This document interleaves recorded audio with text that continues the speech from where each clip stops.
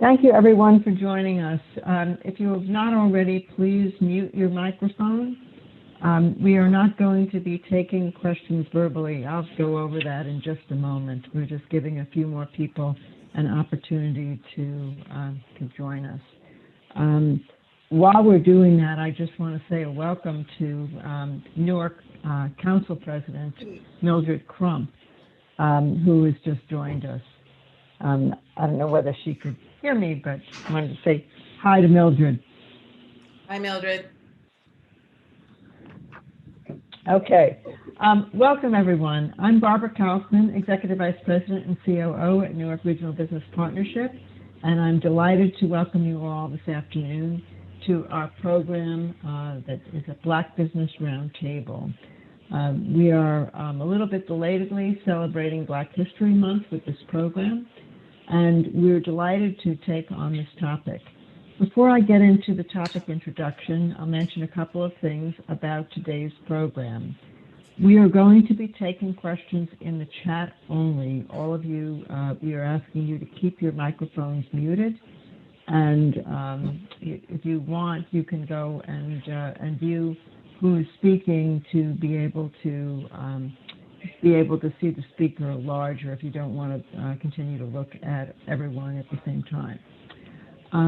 We will be going until about 3:15, and then I will be reading the questions that come into the chat box. And Linnea Richardson, our moderator, will be directing them to the appropriate panelist or panelist. So if you have a question, please put it in the chat box, and we'll do our best to get to as many of them as possible.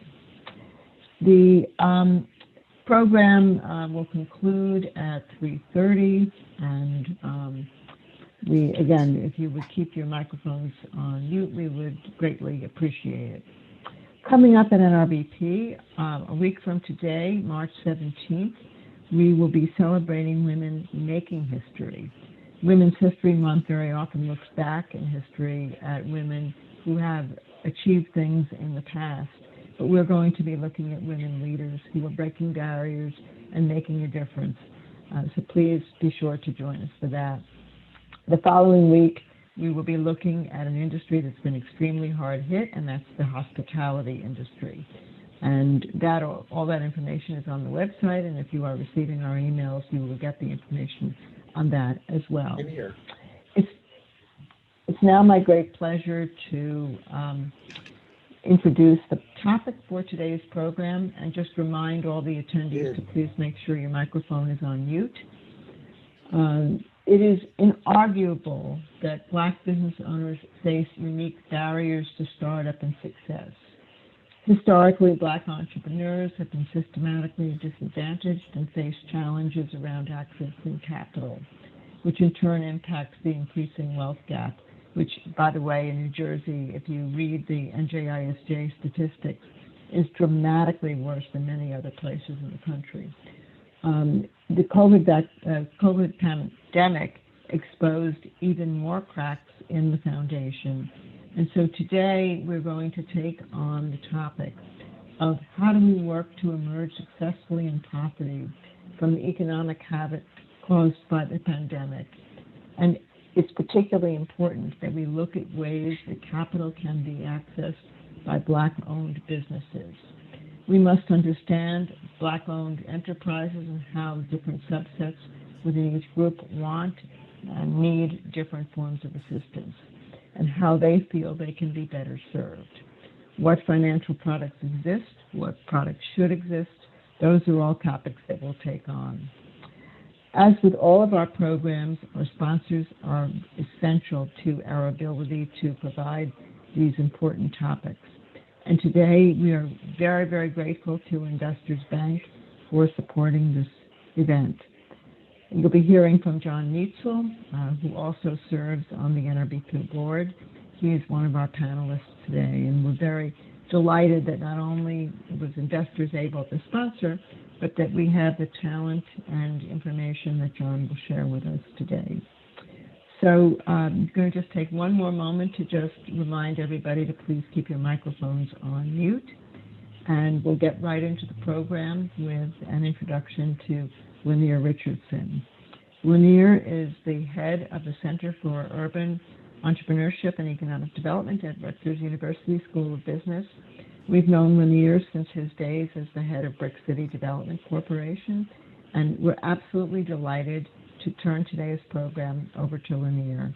I'll be back about 3:15 to field questions. Thank you so much, Lanier. Great. Thank you, Barbara. Thank you, NRBP. Thank you to the 6 people on our panel, and thank you to all of the people who joined our conversation this afternoon. I'm happy to have this opportunity to moderate our Black Business Roundtable on increasing access to capital. And I'm going to spend just a few minutes really setting the stage by sharing why I believe we really have a strategic moment to do 2 things. To brainstorm systemic change that might make capital access, not something that we continue to just to bemoan, but we find solutions, and that to create a new, maybe it's a business plan for how we will get more capital and measure ourselves as it relates to getting capital to Black entrepreneurs and entrepreneurs of color in general. I want to spend literally 30 seconds talking about the problem. I think we all know the unequal impact and sort of challenges of COVID-19 for the macroeconomy. And it's not hard to imagine, and the statistics are all over the place, as the impact on Black-owned businesses, which many of them, as we all know, are anchors, are strategically important, are high impact, I call them vital enterprises in our communities. And there are all these statistics just came out. So I just want to give you just a couple really quick. On average, the median small business had, Black-owned small business had just over $381 of personal savings during the depths of the pandemic. That the median small business holds, Black small business held less than $12,000 of cash at any one time to help them figure out how to weather the relationships between their suppliers, their employers, and their other debts. That the median Black small business owner had 27 days of a cash buffer, and it was 16 days for restaurants, 21 days for personal services companies. So how much cash is oxygen. I teach at Rutgers, and really Black-owned businesses had both a delay in accessing PPP because of lack of banking relationships, longer time to get approval, and then ultimately to get capital. So those are the facts. But what I think we have an opportunity now, and last, I'm recalling that last, about this, March 9th was the day I think I started to stay at home. And then in May, it was the George Floyd murder. And then all throughout, it was our political turmoil. And I call 2020 the year of pandemic, of protest, and a political pandemonium. It was like my PPP, right? And I started to be on, like all of us, a number of Zoom calls. And what became evident as we started to brainstorm what systemic changes are necessary to help more entrepreneurs of color. And I want to start our session off today by asking everyone on this call, and the audience especially, if you have an opportunity to put an answer in the chat to this question: what systemic changes are necessary to help more entrepreneurs of color? And this is literally a focus on Black entrepreneurs. What systemic changes are necessary to help more Black entrepreneurs get access to capital? Just the thing I like about brainstorming is that if it's done correctly, it encourages bold ideas. We don't judge the list of ideas as they're being developed. But inevitably, I believe a few good ideas, big ideas, bubble up to the top. During this process also, we started to ask ourselves, we need to get on the street and actually talk to business owners, right? So we're not creating solutions sort of in our own, bubbles, but how can we really have meaningful feedback from Black entrepreneurs directly? And we came up with something we call the Help Me, Help You memo. It was really in less than 3 pages. Tell us what you're trying to do. Tell us what capital resources you need that will help you accomplish your objectives, right? And we got responses back from about, not quite 300, about 270 entrepreneurs. What are you trying to do?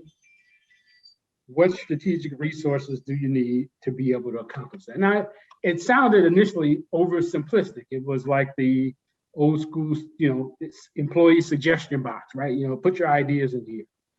But between a list of what we thought were systemic changes that were necessary, and then the real-time feedback from these Help Me, Help You memos, we started to hone in on a few ways that we might help Black entrepreneurs specifically.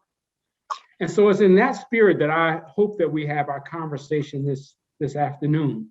We have a great panelist, a panel of 6 professionals and entrepreneurs, right? So we'll get an opportunity to hear from entrepreneurs. I'm gonna ask Laura at some point, Black Swan Coffee, what's on your Help Me, Help You memo?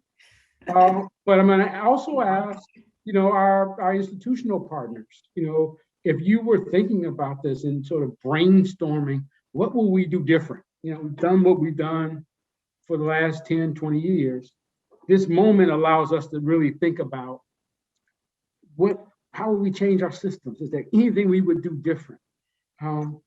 Let me just read for my last minute and tell you a few of the ideas that we heard and some implementation strategies that we've been piloting. And again, all of this is, as you know, rapid piloting, pivoting, testing, seeing what works. So everyone talked about patient, flexible, equity-like capital, right? And we've heard those terms, patient, flexible, equity-like capital. But what came up to us, we saw the grant programs, but people were asking for, can we have a recoverable grant program that said, look, we believe there are some strategic projects we could implement, whether it was buying a new piece of point of sale equipment, buying a new truck for delivery. But the thought was, we don't have the quote unquote friends and family. So could we find a way to institutionalize the friends and family round was the question posed. And the grant for a strategic project is something we worked in partnership with M&T Bank on that would provide up to $25,000 or $50,000, with the goal being that over time, if business stayed alive, the entrepreneur would be able to repay it. But if the business didn't make it, it was a forgivable grant. But it was a different way of sort of flipping the system of, what's an event of default. We formed our angel investment group, sort of institutionalizing the friends and family round, right? Early stage capital that then, added on additional capital for entrepreneurs who were startup and had startup ideas. We advocated with some of our CDFI partners the question was systemic underwriting of deals. Could we go from 85% LTV to 95% LTV on commercial property ownership? So it was those type of ideas, again, radical. I remember first conversation talking to a CDFI about a 90 or 92% LTV and how much consternation, I called it weeping and gnashing of teeth that we got during that process. But over time, we were able to say, all right, to do that, here are the other things that would need to be in place. None of this is easy. And all of it requires reality-based solutions as well. You can't just say, but I think the urgency of the moment allows us to really think about systemic change. finally, just the business plan. No good program, no good executive, no good entrepreneur really makes it without some type of business plan. Doesn't have to be long form, doesn't have to be, it's something that, but it does have to be something that people look at every day. And it's sort of objective steps. How will we measure it? What's the mission? What's the vision? What's the goals? How do we know if we're winning? What are the KPIs? Who else is doing what? Who are our competitors? And so I'm encouraging all of our institutional partners in the same way, that as you think about increasing access to capital to Black entrepreneurs, and so that just doesn't keep being this battle cry. The ask is, how do we think about a specific business plan to get more capital to entrepreneurs of color, and measure and reward and ultimately recognize progress that we're making. I believe, coming out of this March of 2020 is a time of optimism. So I believe that we can get some great ideas. We can brainstorm some new stuff we haven't thought about before. And if we're earnest about implementation and follow-up, we can make progress on this issue. So that's my opening. I want to now ask each one of our panelists to provide just a short opening, 2 minutes. Tell us a little bit about you, your name, your title, where you're from, just your things that you're working on as it relates to the sort of systemic change and getting capital to Black entrepreneurs, or as a business owner, projects that you're working on where you think additional capital might help you continue to advance your mission. After that short little introduction by everyone, we have about 5 or 6 questions, and then we're going to open questions up to our audience. So that's our agenda for today. So why don't I start with the names as they appear on my list. Victor from GNEC. Thanks, Lanier. How are you? Yes, my name is Victor Salama. I'm the Executive Director of Greater Newark Enterprises Corporation, or GNEC, or GNEC for short. And what we are is we're a community development financial institution, a CDFI. And our goal is really to assist entrepreneurs from underserved communities. We focus on Northern New Jersey. Certainly a lot of our business is done in Essex County. We help entrepreneurs by providing capital. We provide technical assistance and educational workshops. And our focus, obviously, through the pandemic is to help as many businesses that have been impacted by COVID. We have an Entrepreneurs of Color COVID Relief Fund that we've put together to help specifically entrepreneurs who have been impacted by COVID to a certain percent, who are of color and live in Newark and the surrounding areas. So, that's what we focus on. That's what we do. I can get into more details as we have the conversation, but a pleasure to be here and looking forward to a really robust conversation in any way we can help. We're here for the community. Thank you, Victor. Daryl, you're next. Great, thank you. Daryl Shore, I'm Vice President of Inclusive Solutions at Prudential Financial, and my job is really to help lead the organization's strategy around inclusive economic growth. So I'm very focused on our work in Newark and really thinking about our place-based strategy in the city of Newark, our hometown. I also kind of lead our small business strategy. I'm really thinking about how we can use the resources of Prudential both in a direct way and an indirect way to strengthen the small business ecosystem in the city of Newark. And really focusing on Black and Latinx entrepreneurs and understanding that there are systemic barriers that have prevented a lot of Black entrepreneurs from thriving. And so what can we do to eliminate those barriers through our work and our support? So happy to be here and looking forward to sharing more around kind of how we're thinking about the small business ecosystem. Avis. Thank you, Lanier. Hey, everyone. I am Avis Yates Rivers. I am the founder and CEO of Technology Concepts Group. We are headquartered in Somerset, New Jersey, but I've spent many years in downtown Newark on the board of NRBP, and it's a pleasure to be back with you all today. My love goes out to one of my sheroes who I see her smiling face, Mildred Crump. She was my fearless leader when we visited Ghana a few years ago. Global Women in the House, Mildred. Good to see you. So, Technology Concepts Group is a firm that has two divisions. One is our legacy division helps large buying organizations. So think major corporations, government agencies, et cetera, who buy billions of dollars of products and services every year. We help them to identify the gaps and the strategies that are in place that may not be as efficient as they could be, with the ultimate outcome of helping them drive cost and risk out of their supply chain. So whether it's consolidating their suppliers, whether it's managing their tailspin better, whether it's managing purchases like technology and other spend categories, we actually partner with our corporate customers to do that work on their behalf, serve as an integrator, and manage their spend for them. As a result of a recent acquisition, my second in 36 years, we now also are a value-added reseller of technology, hardware, software, cloud, cybersecurity, infrastructure, and network equipment. And so a person like myself, who have benefited from a lot of the organizations represented today and that are available with technical and financial support in New Jersey, over the last 36 years, the needs change. They're very different today than we were talking about my early days of first funding with the Union County Economic Development Corporation, and that $20,000 big check public, press opportunity back in 1988. That was good. It's different today. And so we are looking at ways to attract equity capital, continue to grow with acquisitions. We've done two, as I mentioned, in 2008. We acquired a spinoff from Bank of America and entered into the equipment leasing business for technology. And, it's been an incredible journey over the last 36 years. We've been through a lot. We've seen a lot.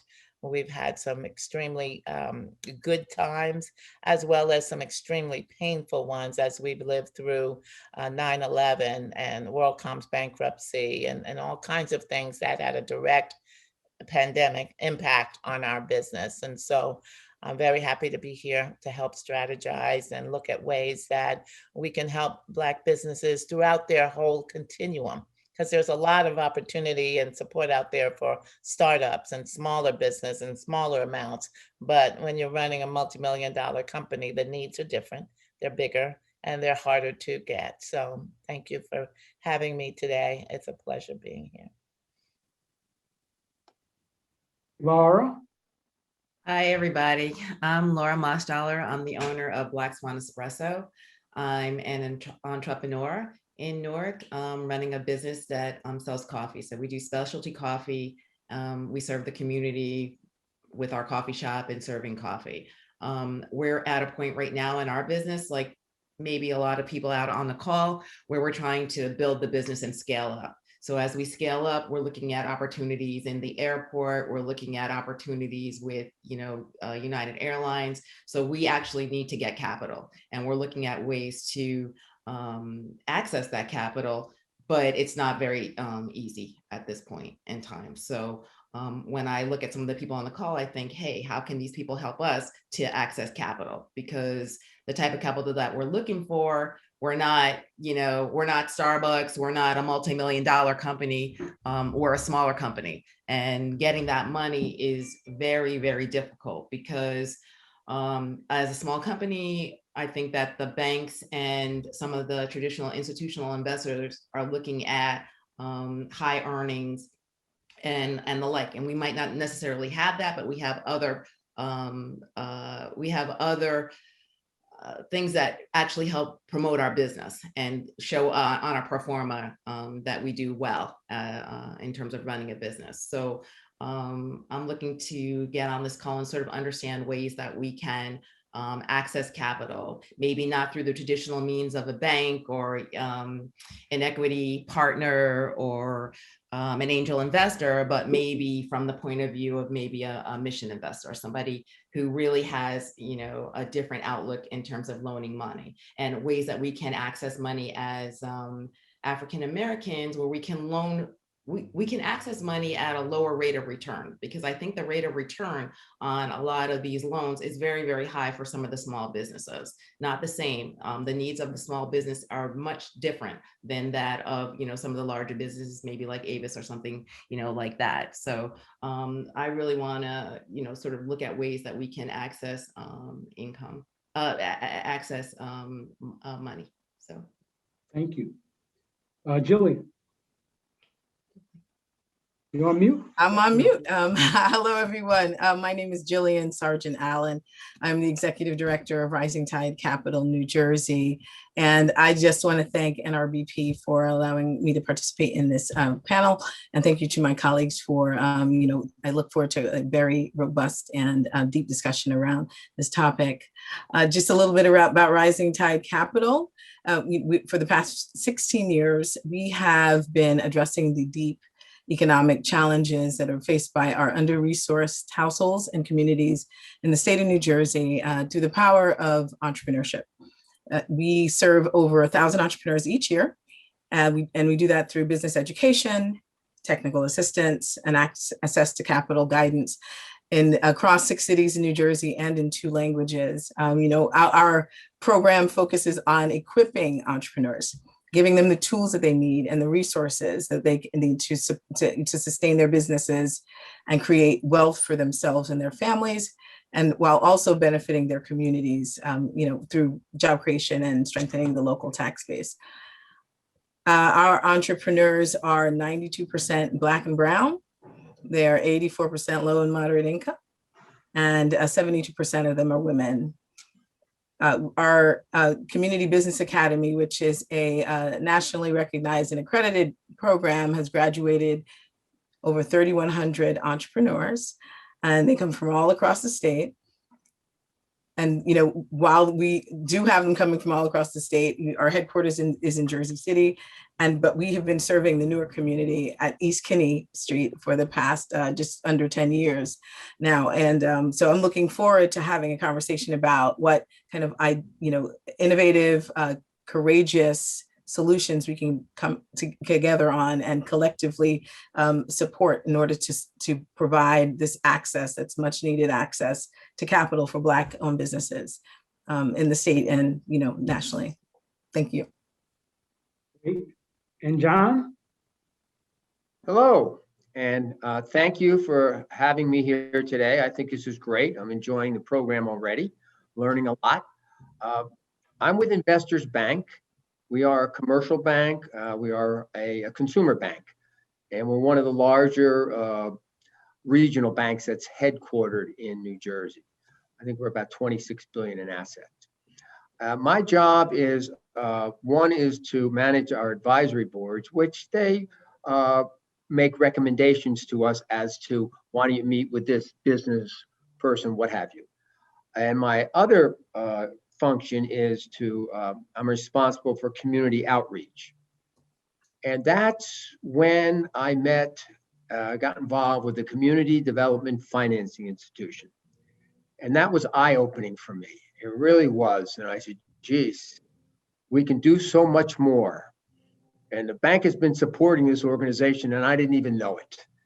We got to get the word out. And I'm very proud to say, in fact, it just happened today, right before the call. So I'm going to tell you, working with another CDFI, we were able to put a $1 million line of credit in place, revolving line of credit, so that they in turn can make PPP loans to the underserved.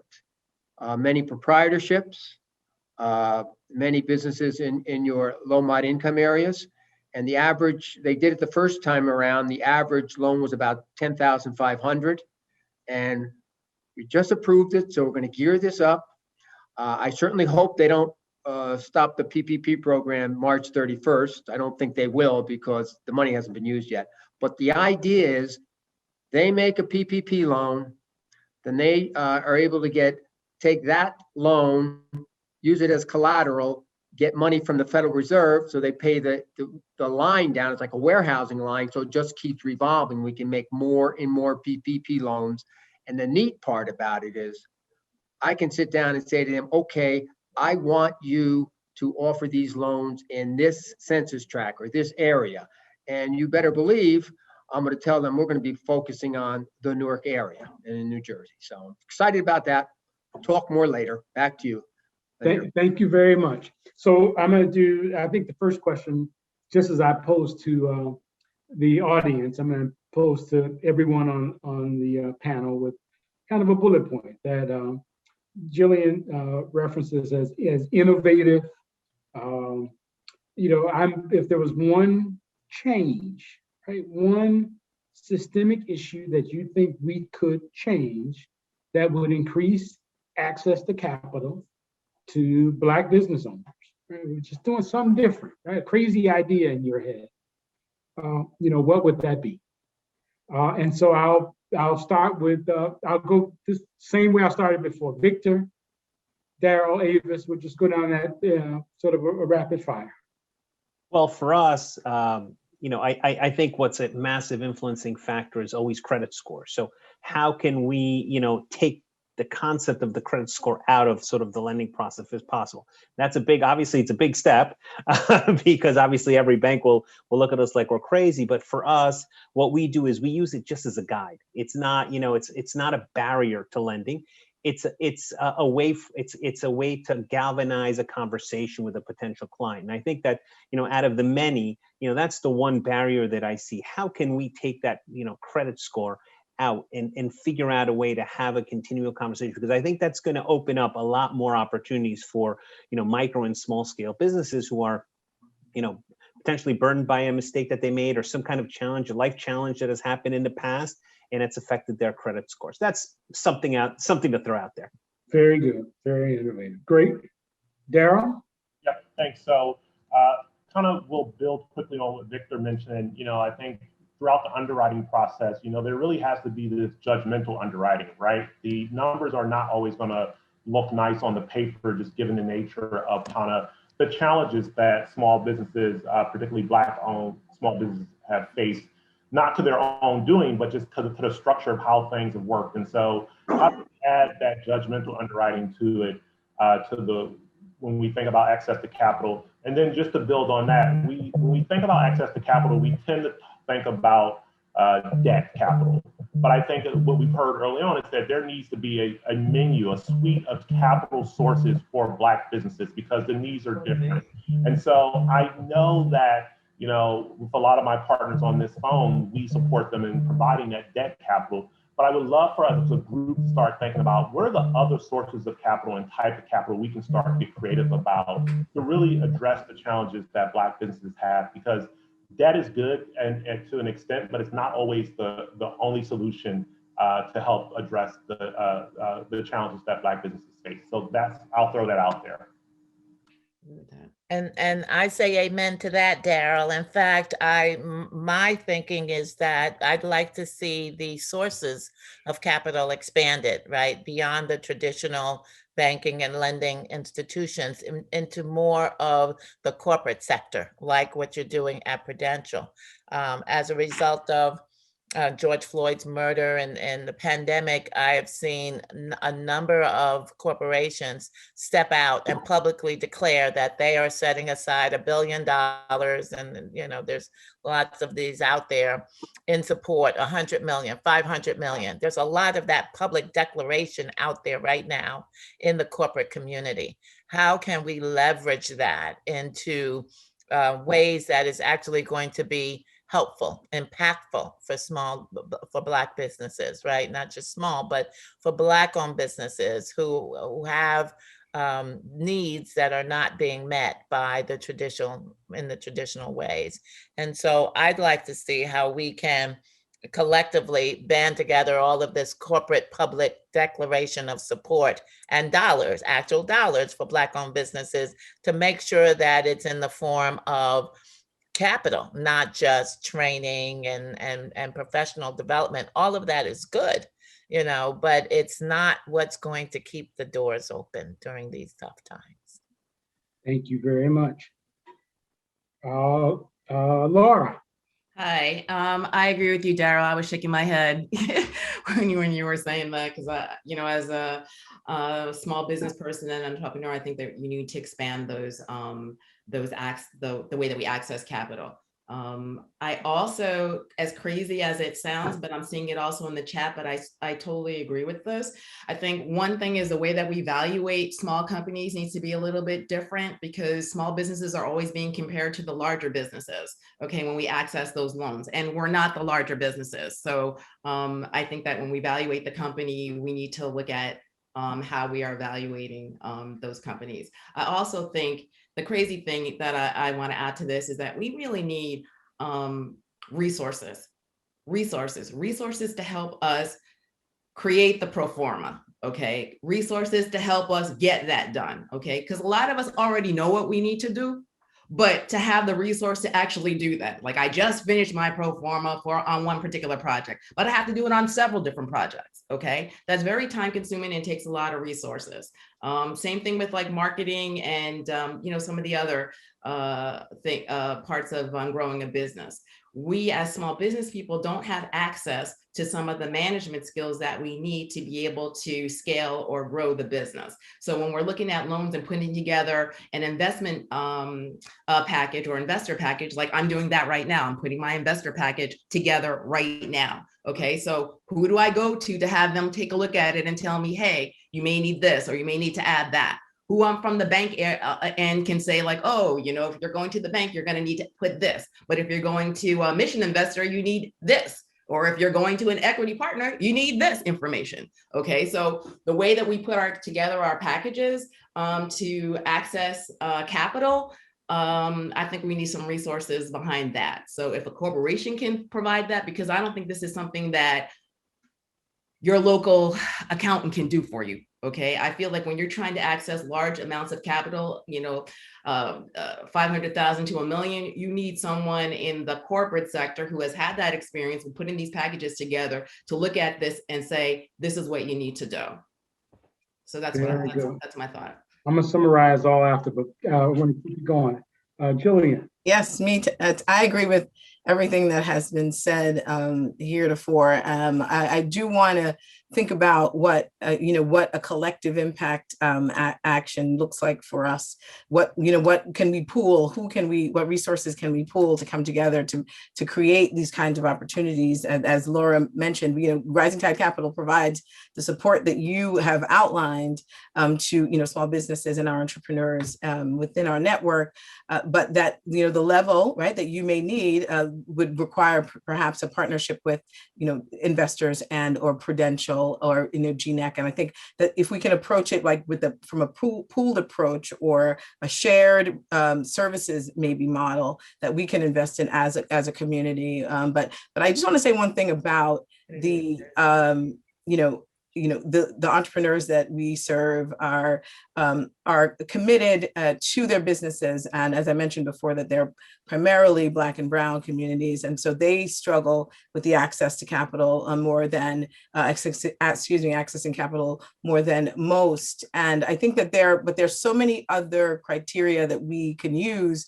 to determine their ability to pay back a loan. I mean, I've heard the credit score, we need to think about, perhaps adjusting that, and as well as just the profile of a borrower that is perhaps in a more risky category. But I think that there are other ways that that are character-based potentially that folks can demonstrate their ability to repay a loan. And I think we should consider what those ways are without lowering our standards, right? But changing the way we measure or determine the accountable, the measurable impact or compliance that we need to kind of look at when accepting, applicants for our loans.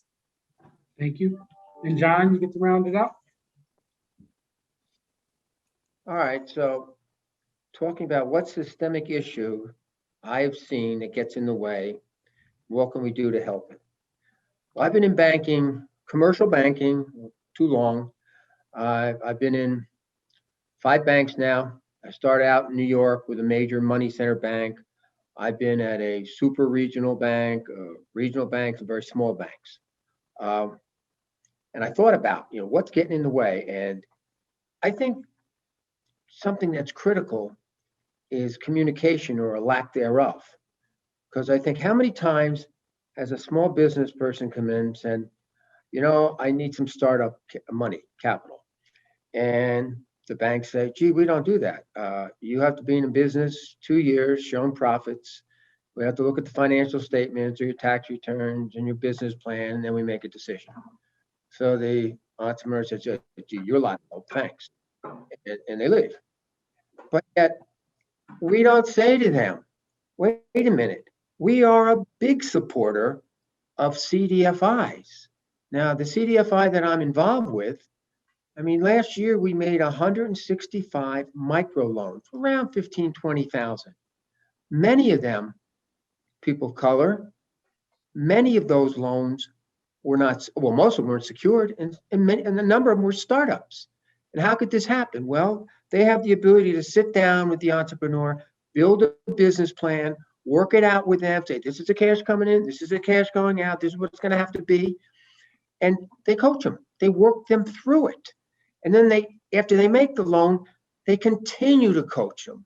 And I sit in on these meetings where we have entrepreneurs come in and they're talking about their progress, and it's great because they're so excited, they're building a business. And we say to them, well, you're going to outgrow us. As you build your business, you're going to want to go to a bank because they can lend you more money. And it's exciting, but so many people don't know it. And the bankers aren't saying it, aren't telling them.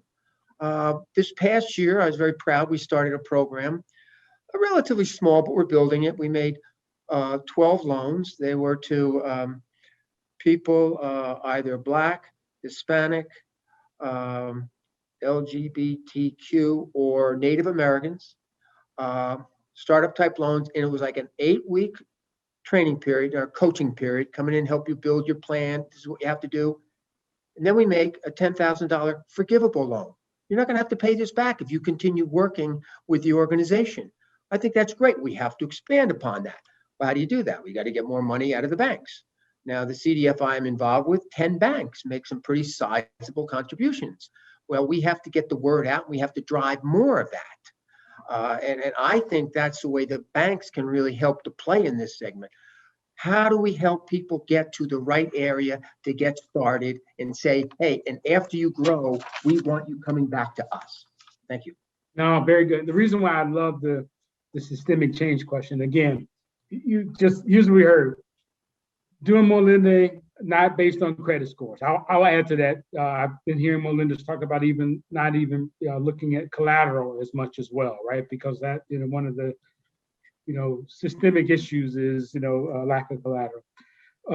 There I joke, I'll call it dequity, right? The discipline of debt, but the optimism of equity as well. It's like a different way of looking at capital that's patient and flexible, and sources of capital. Ava's made this point, and I'll call it, I've heard people talk about it as racial justice investment. There have been all these racial justice commitment announcing, can we turn that into capital commitments?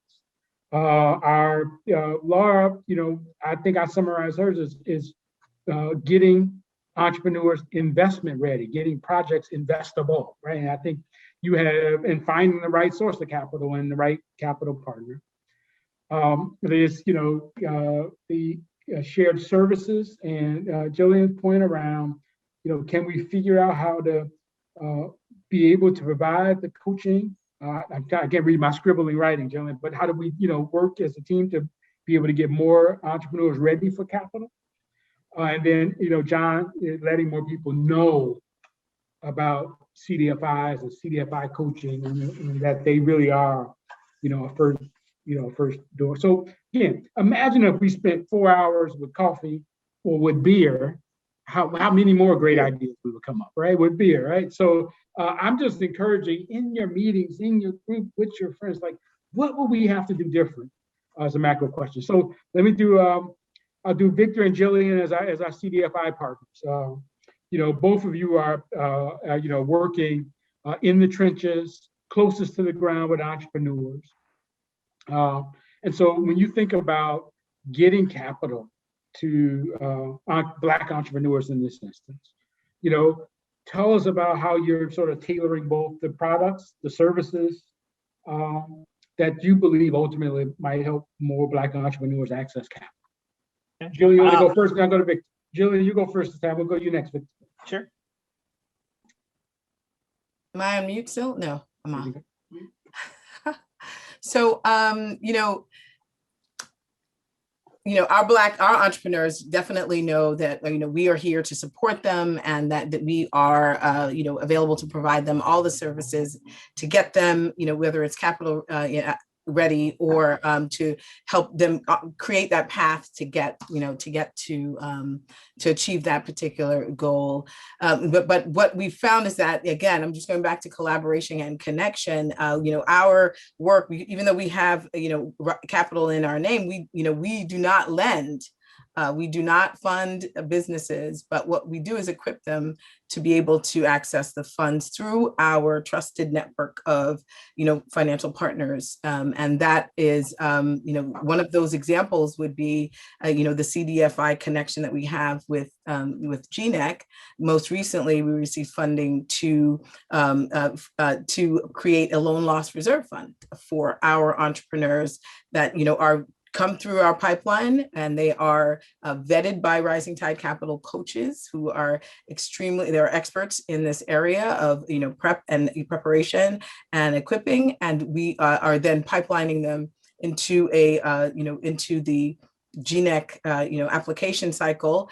And what that relationship looks like is that because we're trusted by GNEC, and our processes are trusted, and our impact has been trusted, and in like manner, the execution and the distribution of capital on the GNEC side is trusted. We've found a relationship that will almost not, for the most part, based on character and vetting processes, make this money available to our entrepreneurs, right? So there's those kinds of relationships are important, because we're both saying we were able to get, again, money from the New Jersey Pandemic Relief Fund and from Prudential. Thank you so much, Daryl Shore, to set aside funds that will back these loans that are a little bit riskier, and so we're in 50%, and GNEC is in 50%. So I think that that's a wonderful kind of opportunity or example of, if let's put our monies where our mouths are, and get and do some things that are meaningful wherever we are. I don't know if you wanted to add anything to that, Victor. No, you got it right on. I mean, for us, absolutely, the partnership with Rising Tide Capital and other organizations. I mean, the idea that Rising Tide gives these entrepreneurs that come to us already a stamp of approval is massive support for us. It just lessens the underwriting process. And what we can do is we can take some startups. We can take, we can do uncollateralized loans. These are small loans, but at least it gets someone, to make their dream come true. They're called the Dream Maker loans for a reason, because they really make dreams come true. And we can continue to work with these entrepreneurs. Both organizations can, and really get a double impact. And the entrepreneur feels completely supported. It's the same thing. One of the things that we always see is, issues of trust. People need to trust us. They need to understand who we serve. So, we're really, really proud that in 2020, every loan was made to an entrepreneur of color, in Northern New Jersey. So we, hopefully people can look at us as a trusted lender, but it's also getting to the story. I'm going to keep saying this again, it's not just a credit. It's just not a lack of collateral. We dig deeper by understanding an entrepreneur's thought process. We need to understand their story, their history. How did they get to this point? Because that way we can convince our loan committee, which is made out of bankers, and they'll rake us through the coals with the questions about, why do you want to undertake this loan if there's no collateral or a low credit score? We need to understand the human capital, the human story behind that. So we're doing that. We've also set aside money directly for entrepreneurs of color who have been impacted by COVID. So that's sort of important for entrepreneurs to understand that we have that source. But yes, with funders like Prudential, partnerships like Rising Tide Capital, we feel like we can do more in 2021 and be flexible enough so that when loan loss reserves will allow us to take chances. But one last thing for me is it's also an education process. People have to understand that, if they come prepared to us, the process is smoother, it's better, it's quicker, it's faster. People get frustrated when it takes us a while. But it's part of that education process to understand what you need to come to an organization like GNEC with. If you come prepared, we're pretty fast. If you don't come prepared, it's going to take a couple of months, to get you prepared. And we're willing to do it. It's just people need to understand the process. So more partnerships, more capital, and being less restricted on things like collateral and credit, we'll go far. Very good.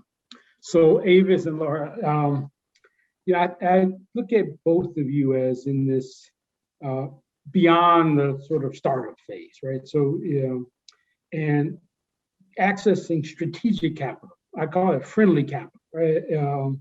That will allow you to grow to the next level, allow you to do a strategic acquisition, allow you, Laura, to, do your deal with the airport or with United Airlines. And so, when you think about, either barriers that you've been able to knock down or conversations that you've been able to have because of relationships, how are you thinking now about strategic, patient-friendly capital, right? That's really needed to grow, right? This $250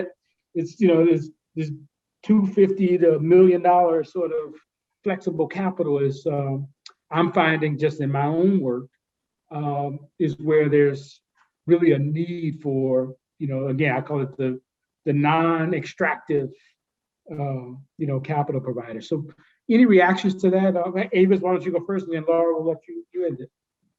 Sure. I've experienced a lot of accessing capital over the last 36 years, from, the UCDC startup capital to several angels over the years. Currently working with an investment banker for the second time. The first time was in 2018 when we acquired Big Var. But now I'm looking at it as, and working, with the investment banker to source equity, either partners or acquirers or something of that sort. And so I'm kind of at the end of the spectrum, right, where we are only looking to either grow by more acquisitions and as well as organic growth, and looking at partner and equity capital in order to do that. We, over the 3-year period from 15 through 17, we grew over 800%.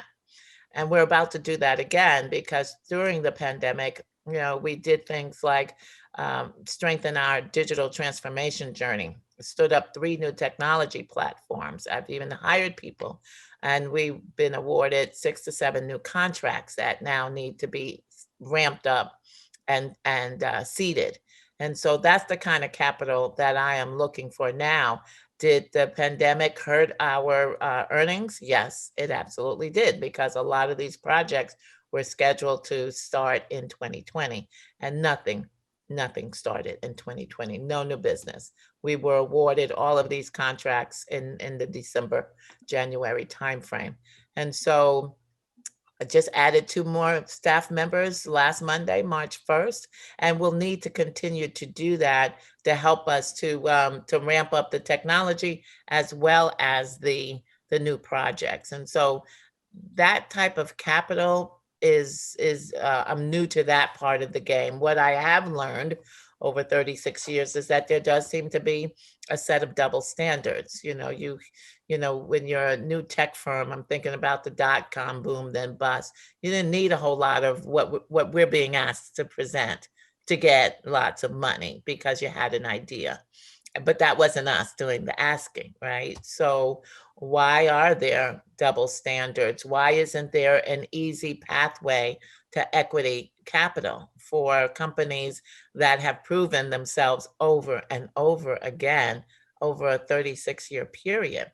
Why am I still doing this? And most of the access to capital that I've enjoyed has been due to relationships at very senior levels, right? And that's where I have been introduced to individuals who took a chance on me because I was pretty bankable as far as track record is concerned. And so even during the pandemic, to have been able to source 6 and 7 new contracts in that period and to grow, even with a hit on earnings, I think it puts us in a position that lenders or equity partners should be sitting up and taking notice about. So we too are going through our draft sim is ready, and our financial projections for the next out through 2025 are ready based on actual work that's in the pipeline, even though some of it has not begun yet.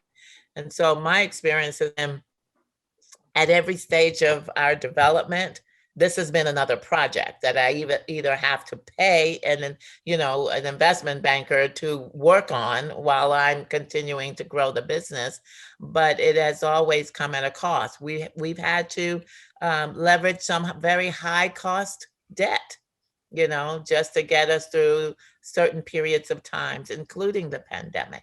And so I don't want to have to do that again. I feel like I have earned the right not to have to do that again.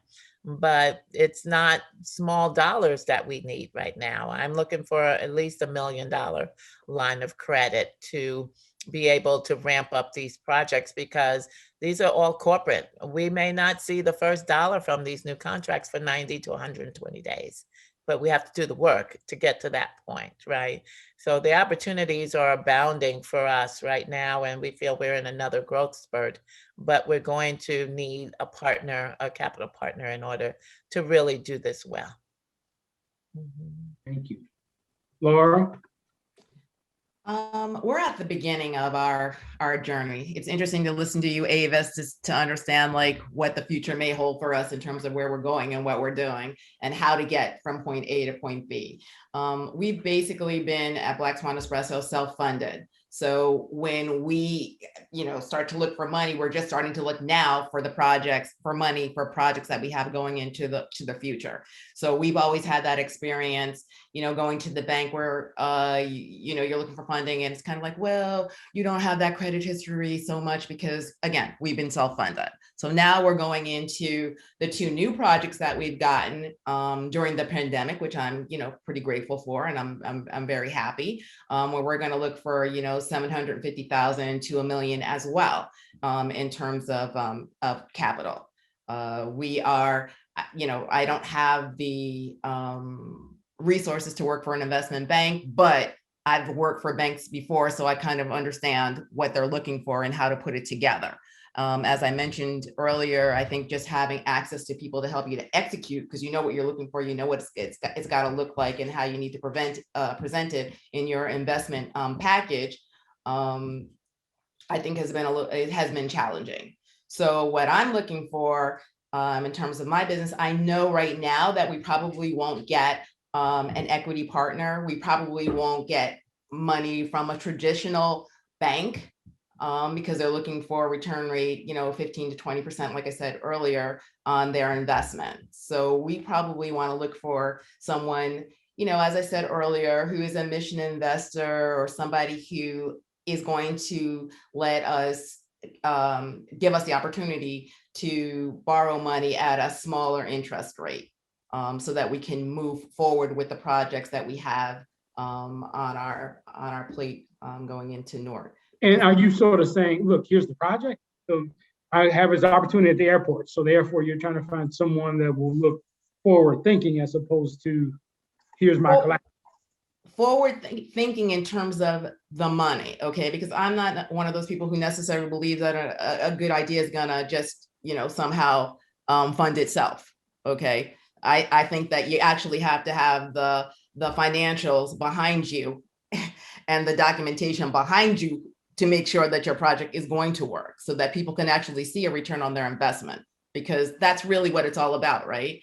When you're borrowing money, is how am I going to get my money back? That's what the other side is saying. What are you going to do to get my money back? All right. And it needs to look very good in terms of how I'm going to get my money back. Okay. So, and I would say that to someone who borrowed money from me. How are you going to pay me back? You know what I mean? So it's not unfamiliar to us to know this, but to, what Victor was saying, it speaks to being prepared. Okay. It speaks to understanding the process. and knowing the documentation and knowing what's going to be asked of you. So yes, we put these packages together. We make sure that the pro forma looks good. We make sure that all the other documents look good when we're moving forward. But being at the beginning of this process of really trying to get out there, I do see some challenges and hurdles, because I don't know that from the projects that I have going on with the airport and with United, that we're going to be able to use the traditional funding. So, I'm listening to Victor, I'm listening to Daryl. I'm trying to understand how we're going to put the package together so that we can get the funding that we need to move forward. Got it. Very good. All right, Daryl, have you been working with, Black entrepreneurs? You're hearing the spectrum, the startup. So I know that you support the CDFI, and Prudential's been supportive of the CDFI community, and all of us, a lot of us who provide, technical support.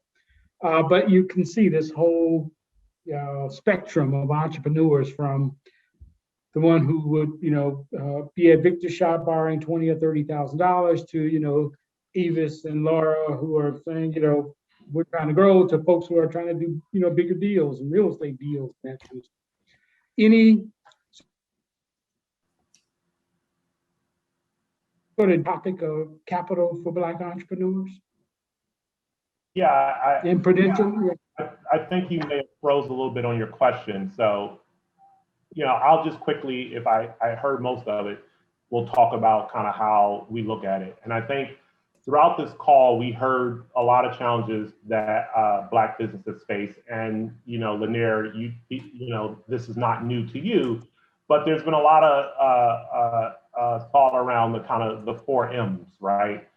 Challenges accessing money, challenges accessing markets, challenges with management, and challenges with mentorship, right? We know that in a lot of cases, the traditional financial services, when it comes to accessing capital for Black businesses, do not work for them. No offense to the banks on the call, but we just know that that's the case. And so that's why we have CDFIs. They are designated by Treasury to lend to under-resourced communities and under-resourced individuals. And so, taking a step back to my earlier comments, Prudential, we think about it in 2 ways. How can we support the small business ecosystem in an indirect way? And that's how we use our grant capital to support a lot of the partners on the call. So we provide capital to CDFIs because we know that they're the on-ramp and the only option for a lot of Black businesses. And so how do we help them grow, increase their lending ability, increase their creativity in terms of their underwriting, their credit box, and so supporting CDFIs and other organizations that really work to provide access to capital to Black entrepreneurs. The other piece and the theme that I think we've heard is this kind of thing around technical assistance, right? And so a lot of small business owners are really good at what they do, right? And I'll just use Laura for an example, not saying this is the case, but I've had the Black Swine coffee. It's great, and you're really good at that. But sometimes businesses don't know how to manage their P&L. They don't know how to look at their inventory. They don't know how to develop a balance sheet or an income statement so that they can get the capital. And so we really look at partners like Rising Tide to kind of help our Black entrepreneurs get those necessary documents and understand that business acumen that will allow them to sustain and grow their businesses, right? We know that at the first round of PPP, less than 10% of Black businesses were able to access PPP, right? And the reason why was because a lot of Black businesses didn't have the documents to submit to get the capital, right? And we know that currently a little bit under 2% of SBA lending goes to Black businesses, again, because a lot of them don't have the kind of technical assistance piece they need to access those type of the capital too. So we really look at partners to help businesses grow that. And then when I talk about markets, Lanier, is a project that I'm working with you on. So as I mentioned, where Prudential has an indirect and direct way, I think one of the direct ways we can support the small business ecosystem is through our procurement spend, right? We're a large corporate in Newark, and how do we grow our spend with Black businesses, right? And so that's a direct way to impact the ecosystem. And so, part of my job is working with my colleagues internally in our procurement space to kind of get them what they need so they can think about their spend. But then it's also working with partners who will help what I call kind of the supply chain procurement space of Black businesses get their businesses to a point where they can connect with corporates from a procurement perspective. And so that's another thing that we do. And then just the mentorship. A lot of this is around just relationships, connections. You know, you mentioned the friends and family. And so how do we create spaces like we have here with NBRP, where people can just have networks and mentorship to kind of talk about business and learn from each other, that shared learning opportunity. And so we think about it in that way. In no way is it the solution to the problem. The problem is a lot bigger than what we do, but we try to use our indirect and direct spending to support that. We try to use our collaborative nature to work with other anchors to think about how we can have a collective impact around this issue, and how do we think about moving the needle for when it comes to Black entrepreneurs. And then it's the other pieces. We think about the financial wellness of the entrepreneurs and their employees, right? So that's another piece. We know that small businesses is where most of the jobs are coming from. And when you think about Black small businesses, they tend to hire from the community, they tend to hire other Blacks. And so how do we help those entrepreneurs really help them from their financial wellness, but at the same time, give them the tools they need to, so that their employees can have the financial wellness tools too. So that's how we think about it. And then the last thing is it's got to be a policy discussion. So who are the policy partners we can talk to help address the policy solutions that are needed, right?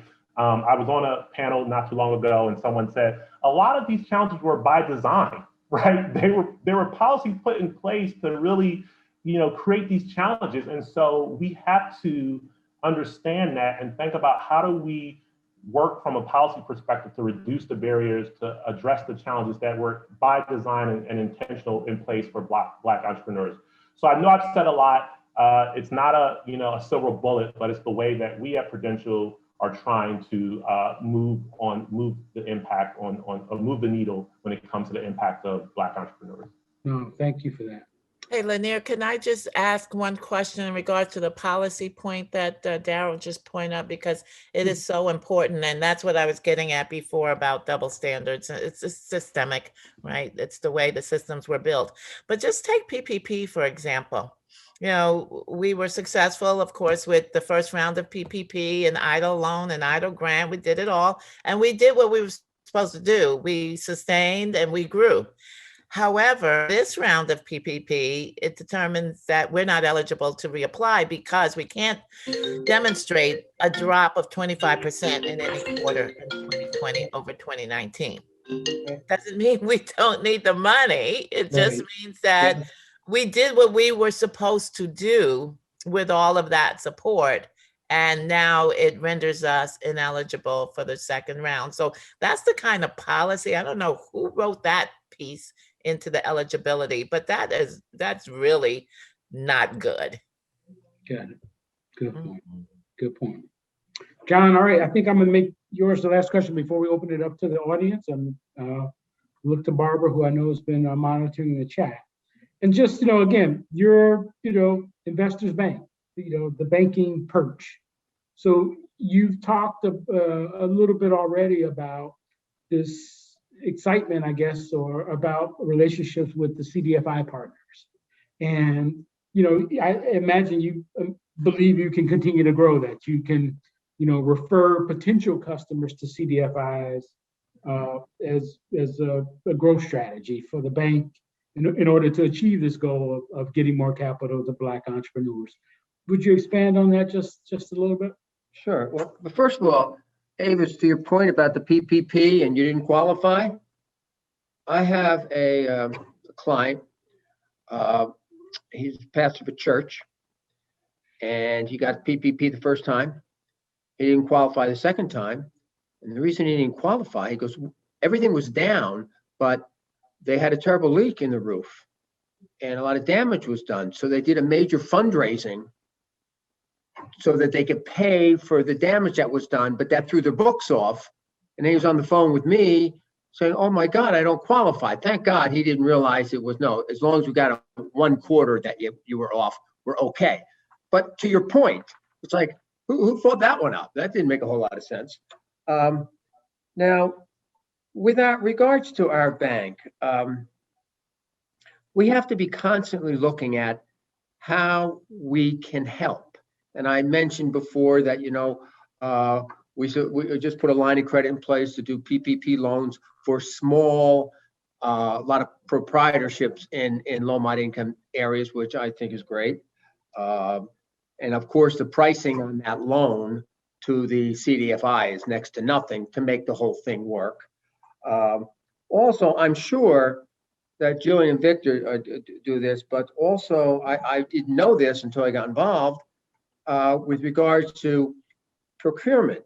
Well, the CDFI has a procurement group that does training for people to do business with the government. I go, what's all that about? And they go, well, literally, they put aside, they call them put asides. This contract will go to a minority business person. But minority business people don't know this. And also, they do free training for them so that they can learn how you do it with the government. Because, get a little quirky with the government. I think we all know that. And again, that's just something, it's beyond just capital or cash. It's the intellectual capital, let's say.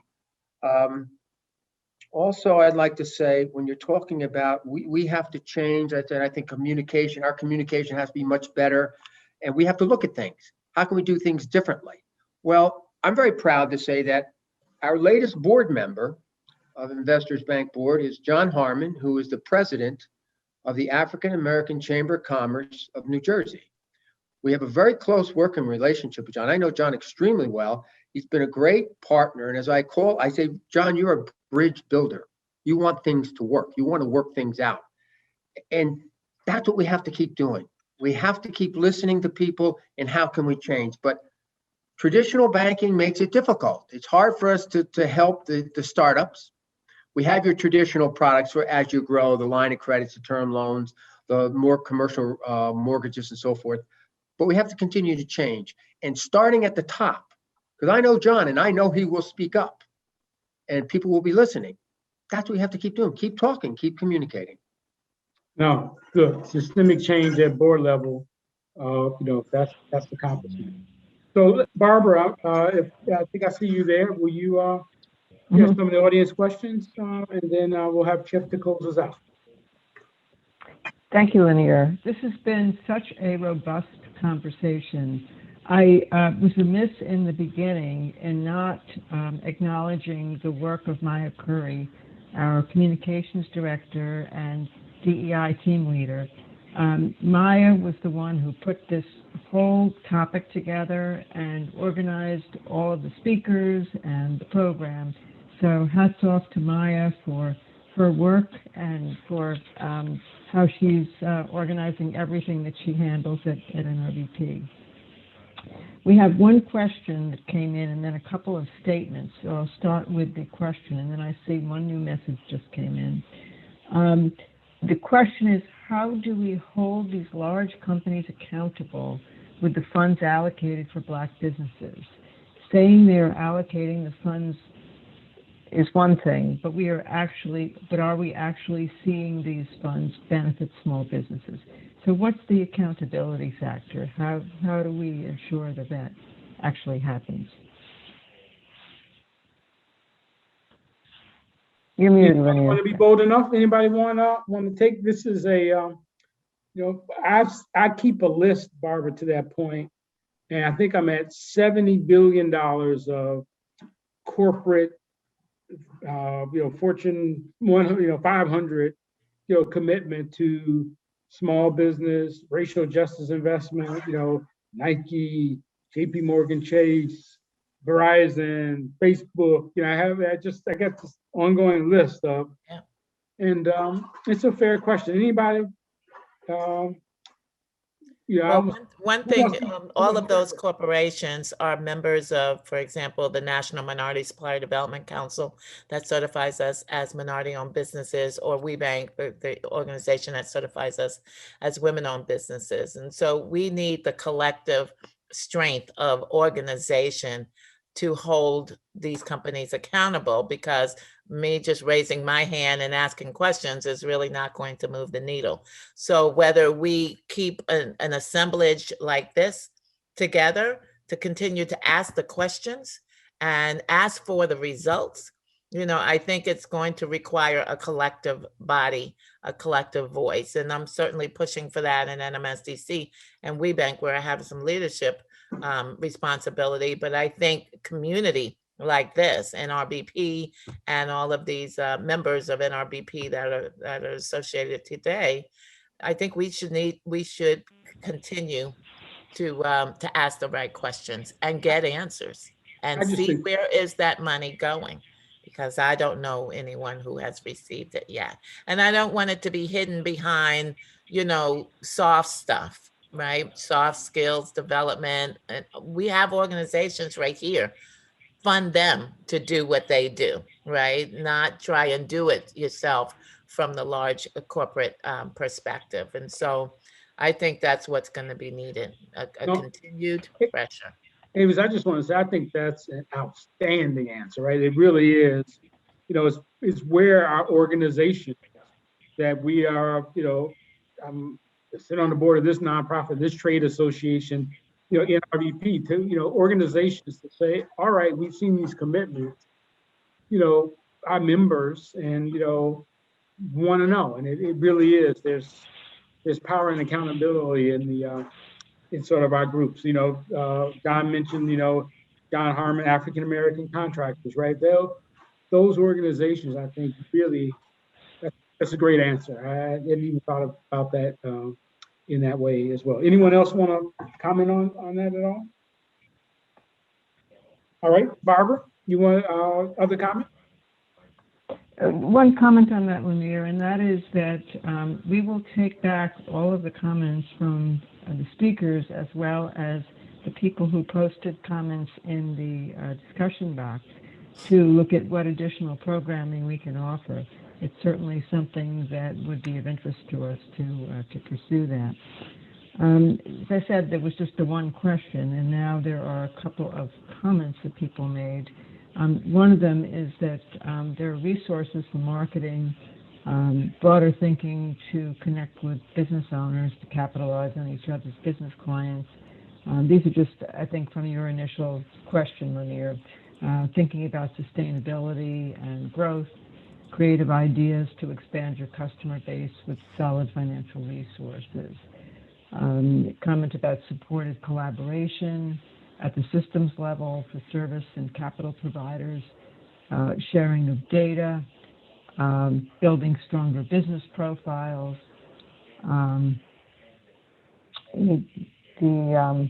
Often at times, small businesses connect with the right resource, but too late. So I don't know whether you want to react to any of that. Now, again, I think to the extent that we keep adding to this list, right? And, you know, I imagine, Barbara, either end of the year or a year from now, right? Saying, here's how that list continued to develop. And then same way, here's commitments you heard macro and, you know, sort of a report card or an update, I think are all just, you know, is the logical next step. Again, if there's earnest intent and follow-up and optimism about change, I think it will happen. So with that, can I turn this over to Chip to close out? I really enjoyed this moment. That will be fine, Lanier. Thank you so much for doing a great job. Thank you, Lanier. Thank you, Lanier. Thanks, Lanier, and thank you all for participating in this conversation. And Maya and Lanier, as they were, you know, building this idea to have this conversation, Maya certainly was interested in it not being a list of what is, not just talking about what's available here and what's available here, but not about what is, but what else. What else can we do? And that's what came out of this conversation. And listening to Victor and Jillian talk about their organizations and what they do and what they can do, how they can change, how they've already changed. Listening to John and Daryl talk about how their organizations support organizations like the CDFIs, and looking at what they've done, but also what else can they do and how can they do it that will be different and more meaningful. And certainly listening to Avis, who I've listened to for many, many years, and the leadership that she provided here at NRBP, listening to her experience and the number of times she's had to pivot her business and adapt to different circumstances. And certainly Laura taking the next step with her business and how she's going about this amidst the pandemic. All these collective ideas and experiences really, I think, speak to how NRBP wants to be, help to tie these things together and wants to advocate with all of you to make a difference. And that's also why we've got our diversity, equity, and inclusion program. And this is really more an extension of that than it is any small business financing program. That's what this conversation is all about. And, attacking racial injustice is at the root of everything we talked about today. And that's certainly something that we take seriously and look at combating with all of you going forward. So with that, I don't want to keep anybody from making their next dollar or tending to their next customer or client or helping that small business with a little bit more advice. So we'll wish you all well. John Neitzel and Investors Bank, thank you very much for sponsoring this forum today. And we really appreciate the conversation, look forward to continuing it, and we'll be in touch with all of you. Hope you join another one of our programs very soon. Have a great day. Get outside if you can. It's gorgeous out there. Take care, everybody. Thank you.